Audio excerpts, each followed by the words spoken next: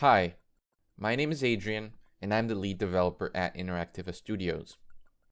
During the 2020 coronavirus pandemic, the Peoria Art Fair, an annual event hosted in central Illinois, was unable to launch. With my team, we were not only able to recreate it virtually, but we did it using the latest technologies within real-time computer-generated imagery. This video is an overview of the tools and techniques used behind the scenes.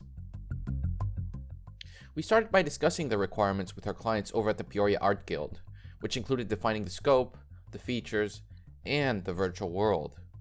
We ultimately decided to capture the area using 360-degree photos of the actual riverfront of Peoria, which we then used as reference to create the virtual models. I personally started the development process by modeling the base environment and structure, which included the streets, buildings, the river, and any other large features of the area. Since we didn't have exact floor plans, almost everything had to be carefully eyeballed. Hi, my name is Germán Ramírez and I'm the lead artist at Interactiva. I worked on creating the details of the virtual art fair, like the props, distant features, the art pieces, and even important objects like the Spirit of Peoria, which is the large steamboat docked next to the fair. This process was mostly done using CAD software, which let us create the 3D objects via polygon modeling.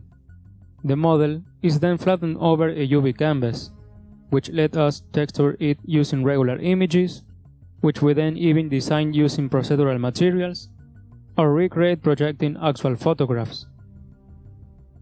We also created models using photogrammetry, a technique that involves photographs and video of the actual models to transform them via an algorithm to an almost exact 3D virtual copy.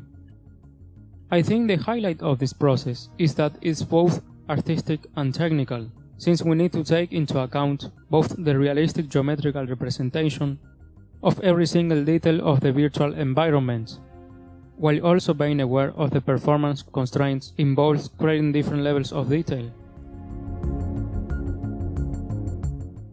Hello, my name is Joe and I'm the lead technical artist at Interactiva. This project was a great opportunity to materialize some ideas I had for optimization. I specifically created tools and workflows for the project. The main obstacle we faced was making the environment both realistic and simple enough to work on a vast majority of computers. We were not expecting our audience to have access to high-end equipment. One of the ways we achieved this was with an algorithm to automatically adapt quality settings. By profiling users' computers for a few seconds and then adjusting fidelity based on the results, we were able to strike a reasonable balance between graphics and a smooth experience. In addition to changing settings, we also made it possible to enable and disable objects and features based on certain performance thresholds. Another trick we used was reducing the number of complex 3D models drawn at any time. When objects are too far away, they're discreetly swapped out for 2D snapshots from similar angles. This technique is known as billboarding.